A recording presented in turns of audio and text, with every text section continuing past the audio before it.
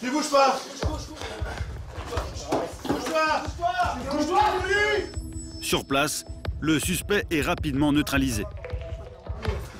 Monsieur, vous êtes interpellé en vertu d'un mandat de comparution du procureur de la République dans le cadre d'une affaire de trafic de stupéfiants. Vous vous en doutez un petit peu. Oui, je sais, vous m'avez déjà arrêté. Sauf que depuis, vous avez continué. Ah oui. Un petit peu. Ah, un petit peu beaucoup. On vous surveille. Contre toute attente, le jeune homme reconnaît qu'il a continué son trafic après sa dernière garde à vue. Et il va fournir aux policiers une explication surprenante. Bon. Je l'avoue, de toute façon j'ai besoin d'argent, faut que je le rembourse. Vous m'avez pété avec des trucs, faut bien que je le paye, le gars. Sinon le gars il va faire comme vous à 6 h du matin, il va me fumer. Le jeune homme a manifestement très peur. Il aurait une dette envers son fournisseur à cause de la marchandise saisie par les policiers. Car souvenez-vous, lors de son interpellation 2 semaines plus tôt, ce revendeur était en possession d'une plaquette de 100 grammes de résine de cannabis et de plusieurs barrettes, soit une valeur marchande de plus de 600 € environ. Des stupéfiants qu'il n'a donc jamais pu revendre. Une perte importante pour cet homme sans revenu qui craint des représailles. Car aujourd'hui, son fournisseur attend d'être payé. Sous pression, il va même faciliter le travail des policiers.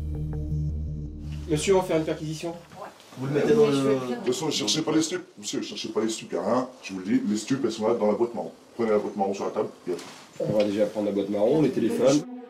Dans la boîte marron, les enquêteurs trouvent une barrette et demie de résine conditionnée, un emballage caractéristique des produits destinés à la revente.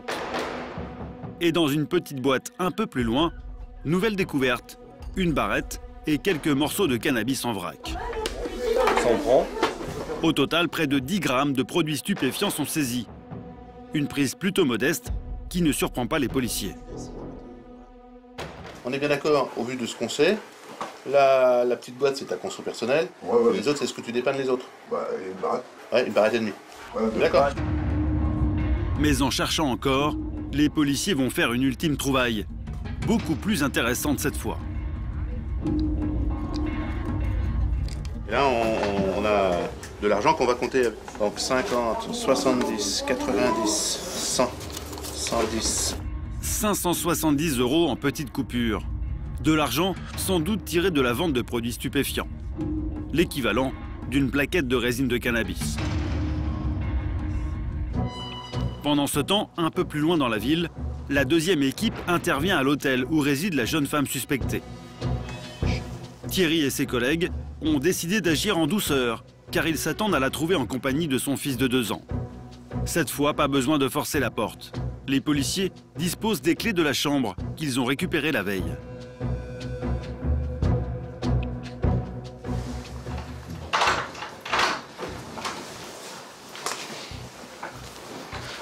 Bonjour, c'est la police.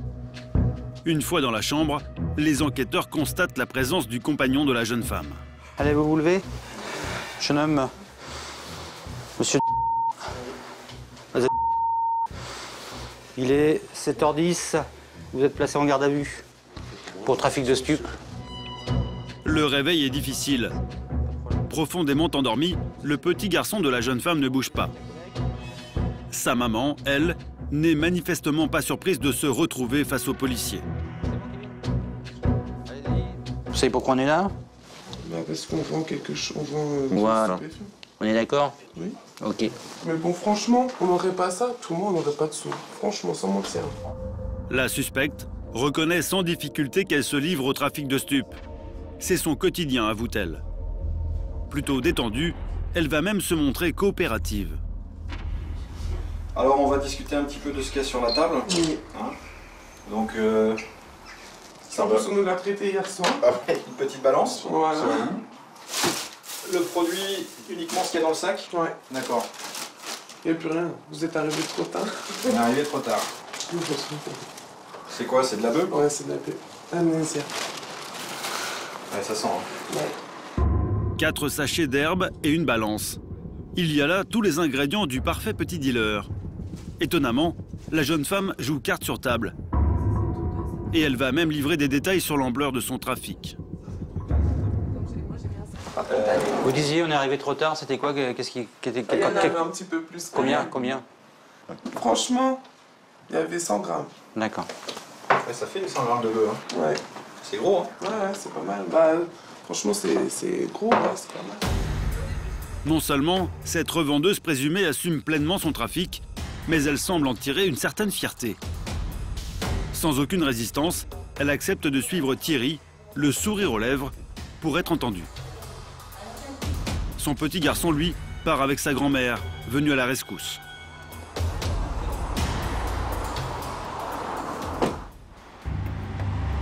Au commissariat de Lisieux, l'audition du revendeur présumé de cannabis a déjà commencé.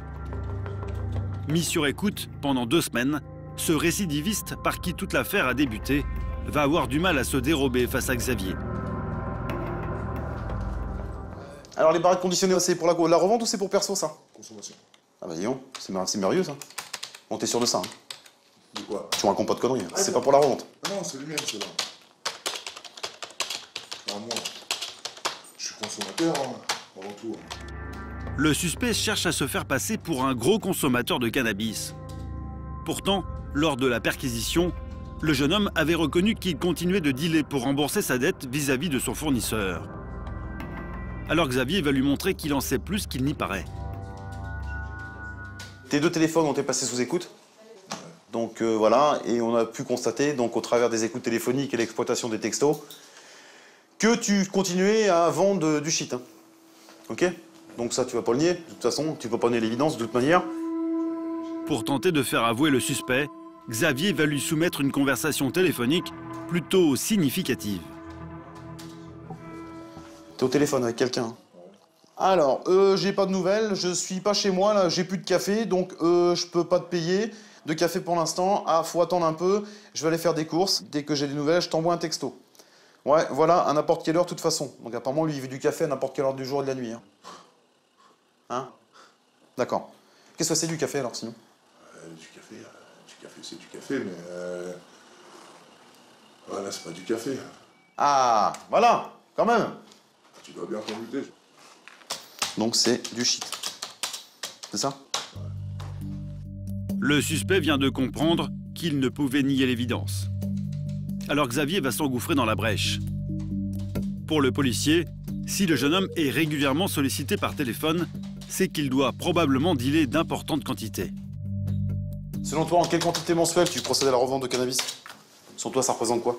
2 plaquettes. Sur le mois, 2 plaquettes. 2 plaquettes, soit 200 grammes de résine de cannabis. Avec un tel trafic, le suspect gagnerait près de 15 000 € par an. Alors, pour revendre à cette échelle, le jeune homme a forcément un fournisseur régulier. C'est cet homme que Xavier recherche depuis le début de l'enquête. Mais dès son arrestation, le revendeur présumé a prévenu les policiers qu'il craignait pour sa sécurité. Est-ce que tu souhaites revenir sur l'identité de ton fournisseur? Non, du tout. Pourquoi? J'ai pas envie d'en parler, puis j'ai déjà dit ce que j'avais à dire. Et tu veux surtout pas de problème? Ouais, aussi. Manifestement, le fournisseur du jeune homme inspire la crainte. Le suspect a peur pour lui, mais aussi pour ses proches. Je pourrais rester comme ça, attendre que le gars il vienne, qu'il chope chez moi, qu'il rentre chez moi, qu'il claque la gueule à la meuf, qu'il la mette dans un coffre, qu'il me dise bon bah maintenant il m'appelle, il me dit j'ai ta meuf, moi je fais quoi? Ce mystérieux fournisseur semble capable du pire. Sans doute une grosse pointure dans l'univers local du deal.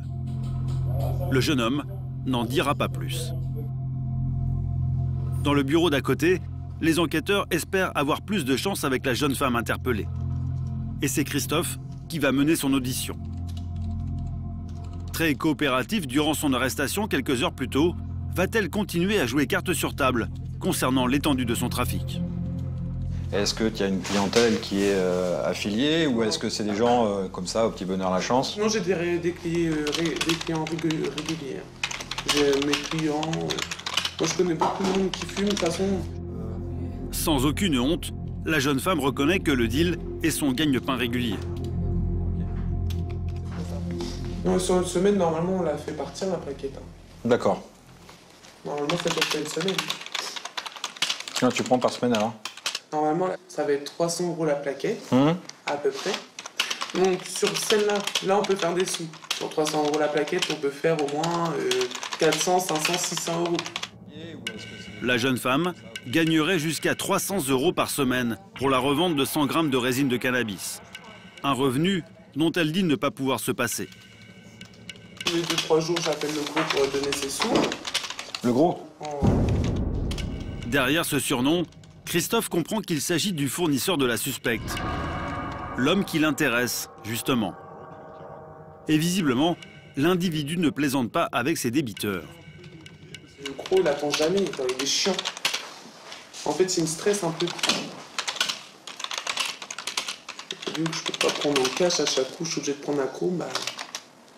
je suis obligé d'avoir un gros sur le dos pour ces gamètes. Christophe laisse parler la jeune femme, mais l'air de rien, il ne perd pas de vue son objectif. Parvenir à identifier son fournisseur. Si vous l'appelez, c'est qu'il est dans votre téléphone? La jeune femme esquisse un sourire, mais elle ne réagit pas. Après s'être montrée plutôt bavarde, elle l'est beaucoup moins quand il s'agit de pointer du doigt la source de son trafic. Donc lui, il vend quoi? Il vend de l'herbe ou il vend du shit? Les deux? Lui, franchement, Ouais, il vend les deux. Il vend les deux? Ouais. D'accord. Ok. Est-ce que vous êtes d'accord de nous dire qui c'est sur le répertoire? Non. La réponse est claire. La suspecte ne dira rien. Elle sait qu'elle risque gros pour sa sécurité et celle de son petit garçon. Malgré tout, Christophe va tenter sa chance une dernière fois. C'est qui, là? Bah, si tu me dis pas, tu me le montres. Non, mais c'est pas ça, là. Le policier balaye les contacts qui se trouvent dans le téléphone de la jeune femme. Mais impossible de repérer un fournisseur potentiel sans son aide. Christophe décide donc de mettre fin à l'audition. Signature de ministre. Voilà. Pour pouvoir remonter jusqu'à celui qui fournit cette jeune femme, ainsi que d'autres clients sans doute, les enquêteurs devront s'y prendre autrement. Ok, on y va. Let's go. Let's go. Après 24 heures de garde à vue, les suspects sont relâchés. Ils seront convoqués dans quelques semaines pour être jugés pour trafic de stupéfiants. Ils risquent, en théorie, jusqu'à 10 ans de prison. Mais pour les enquêteurs, ils ne sont qu'un petit maillon de la chaîne et semblent terrorisés par leurs fournisseurs. Désormais, les policiers veulent trouver la trace de la tête du réseau, un individu manifestement dangereux et prêt à tout. Mais le revendeur supposé et la jeune femme mise en cause auraient-ils affaire au même fournisseur? Y aurait-il plusieurs sources pour approvisionner en stupéfiants la ville de Lisieux et ses environs? Pour tenter de le découvrir, les enquêteurs vont maintenant concentrer leurs efforts sur la jeune femme. Elle a affirmé revendre des quantités importantes de cannabis pour subvenir à ses besoins.